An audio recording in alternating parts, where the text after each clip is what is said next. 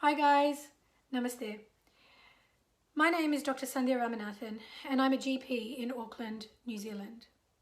Today, I just wanted to go through with you the principles of management of a suspected or confirmed mild case of COVID-19 and the equipment that you should keep at home should the need arise for you or any of your family members as we navigate through this COVID-19 pandemic. Now, the first most important piece of equipment that you can get, particularly if you're living in a city where access to hospital level care is difficult, and is a simple medical device called a pulse oximeter. This pulse oximeter is widely available and it's relatively affordable.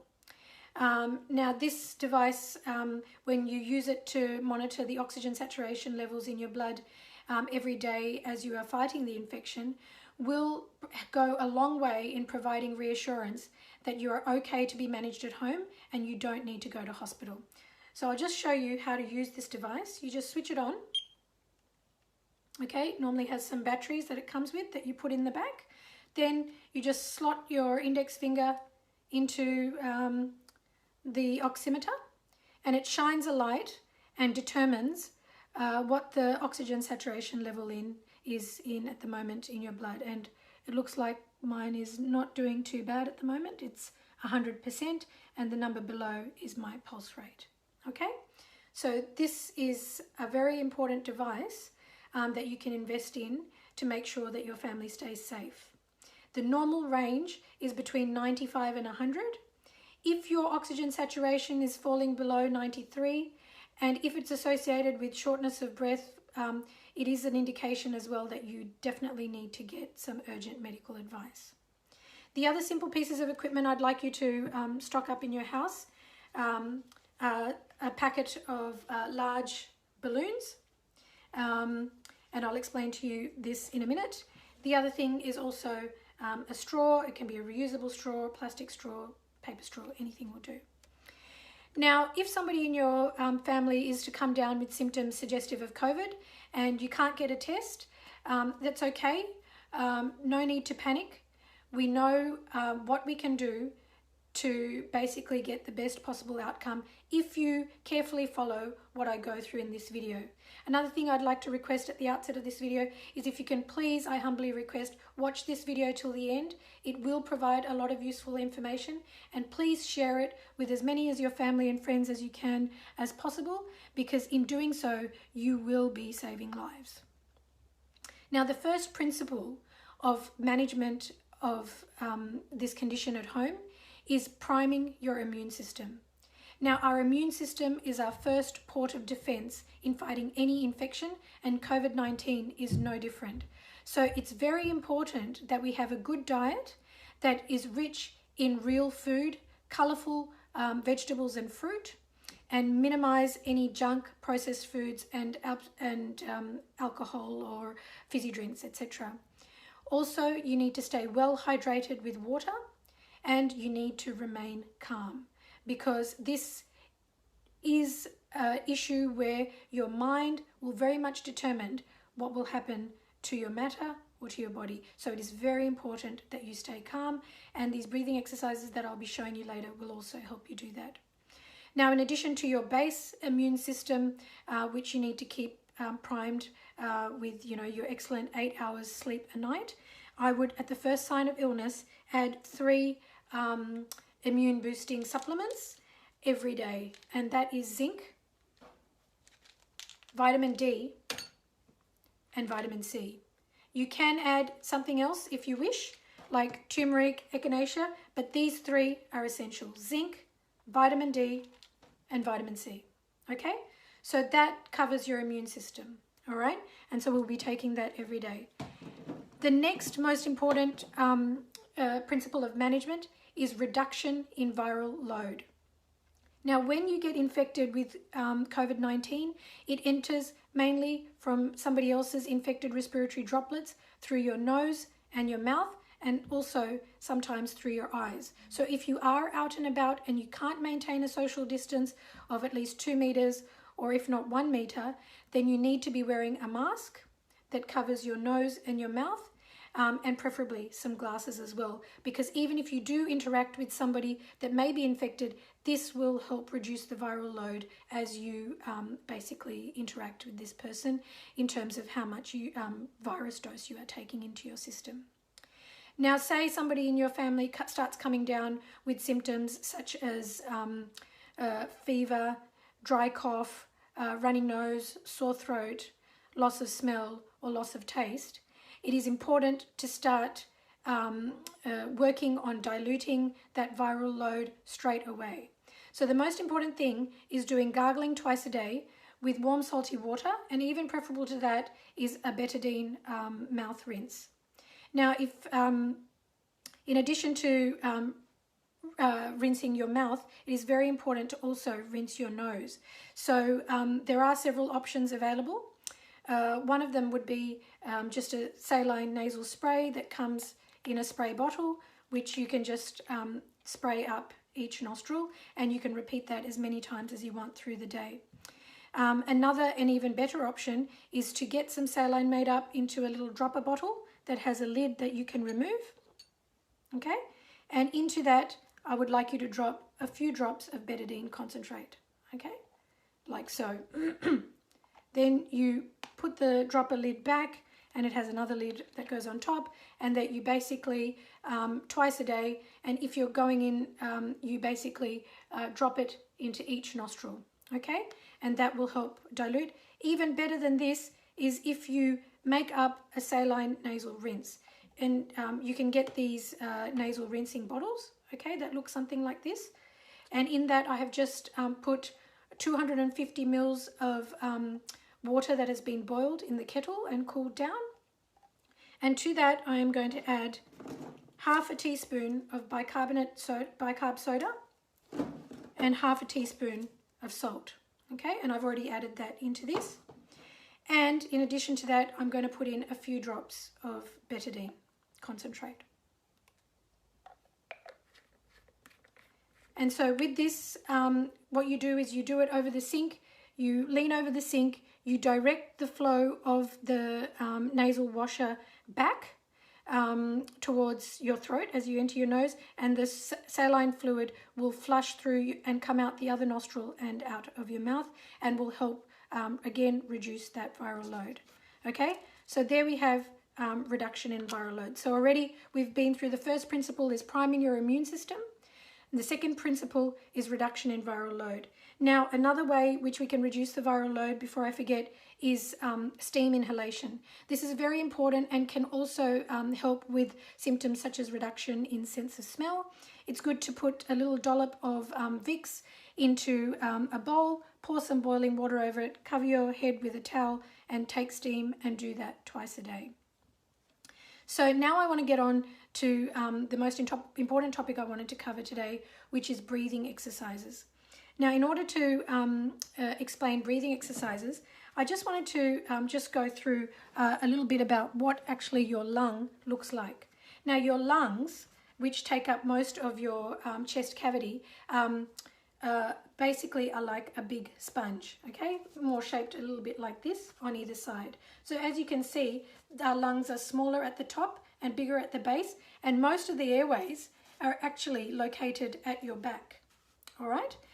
Now, because of this, if you are to collect any fluid in your lungs, that fluid with gravity is going to concentrate at the base of the lungs, so right at the back, okay?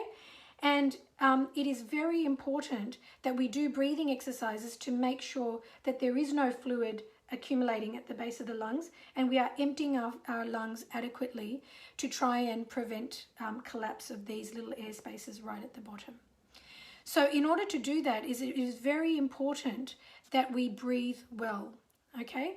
Now, in the breathing mechanism, the most important thing for you to focus on is expiration, or breathing out, okay? Now, this is because when you breathe out, you are emptying your lungs of any you're emptying your lungs as much as possible. And it's the same as if you were to imagine that the oxygen that you want to take in is water that you want to take in and fill this sponge. You want to fill this sponge with as much oxygen as possible. So in order to do that, you first need to clear out any of the old water that is already sitting there, okay, that contains carbon dioxide. So I'm just going to show you and demonstrate with this sponge as I do it. So I'm going to take a big breath out first.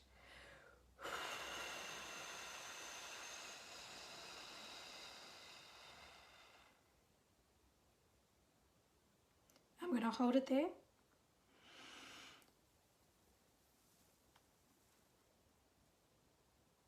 And I'm going to take a big breath in and I'm going to hold it there. Okay? Now, this is a very important thing to remember and to practice. When you are doing something such as box breathing, which is breathing all the way out for 3 seconds, hold. Imagine that you're drawing a box. As you're breathing out, 1, 2, 3, hold. You draw the line up. Then breathe in, 1, 2, 3, hold. You draw the line down.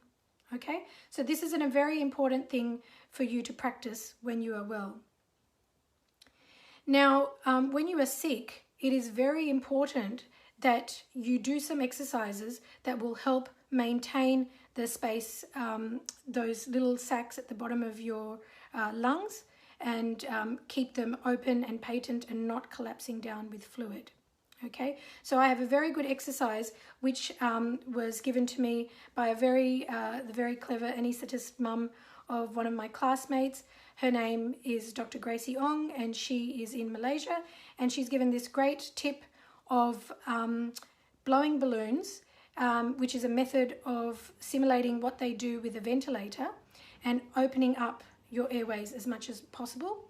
And I have done this on somebody I've treated for COVID, and despite being an ex-smoker and having had a history of pulmonary TB in the past, they've managed, while being sick with COVID, to hit saturation levels of 100 with the benefit of these balloon exercises. So I'm just going to demonstrate what I want you to do.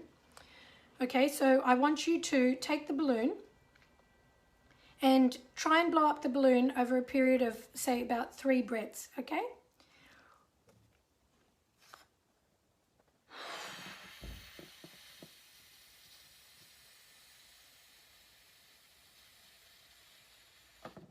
Okay, that's 1 breath.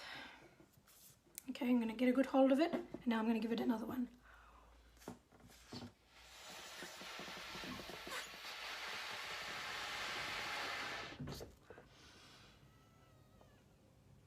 And 1 more.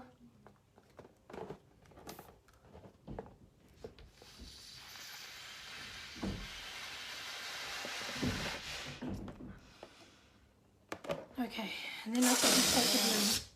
And now let's just check how my oxygen saturation is doing. And I'm sure it's improved, because that was a lot of effort. So basically what you're doing there is you're blowing out against resistance. That is a very good way to keep your airways patent. And there you have, I've just hit 100.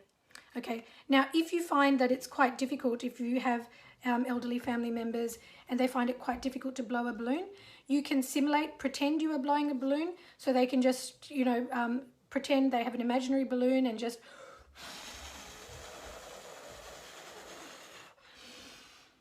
and breathe in like that.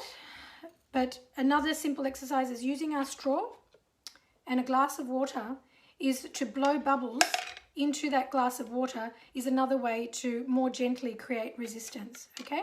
So we will be doing this.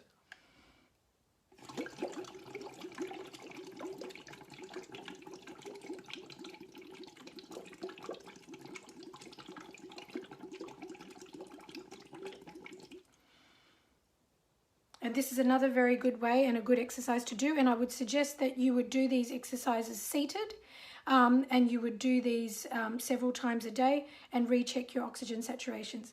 Now, in addition to these exercises, the other extremely important thing is your posture. Now, to demonstrate that, I've got my beautiful doll Rani, and a little cushion. Now, as I explained to you, the lungs are mainly, most of the airways are mainly situated at the back. So if we are to lie down for prolonged periods of time, what's going to happen is those airways, which are mainly located at the back, are going to get squashed and more likely to collapse. So when you are sick, it is very important, and it's good to start doing this when you're feeling well, is to sleep on your front. Now, you might think that that's very uncomfortable, and if you have the pillow under your head this way, it is going to be uncomfortable. But if you rotate the pillow long ways and you sleep with it under your chest, as you can see, Rani is able to fully expand her chest at the back.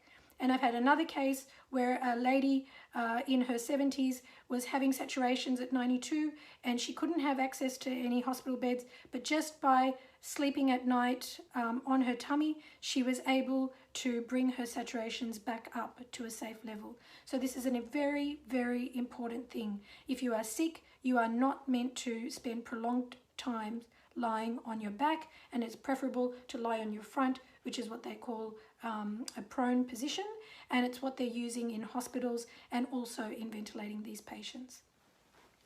It is also very important to get medical advice, even if it's virtual, at the onset of your symptoms, because I know in some countries they have protocols for simple antibiotics which they can prescribe, which are most effective if they've taken early, and most of these simple can be taken by most people even if they have underlying conditions. One of them is azithromycin, 500 milligrams once a day for 5 days, and some countries are adding in hydroxychloroquine as long as the patient's ECG is normal and they have no other medical problems. But again, that would only be done with somebody medical overseeing it. But the important thing is to stay calm. And if you do these 3 things, I'll just reiterate, they were boosting and priming your immune system. Number 2 was reduction in viral load. And number 3 was breathing exercises and maintaining a close eye on your saturations every day, at least for the first 14 days of the illness, and making sure that it stayed above between 95 and 100. Then you can be very happy that you will be fine and you will make a full recovery.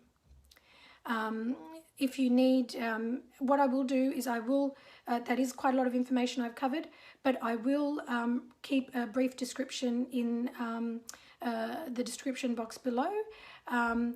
And just remember that there will be light at the end of this tunnel, that if you use the knowledge that we have gained over the last 6 months and you practice these things, you have a very good chance of making a full recovery and you will not need hospital level care. So please take all the adequate precautions to not get infected in the first place, and please stay healthy and stay safe. Thank you.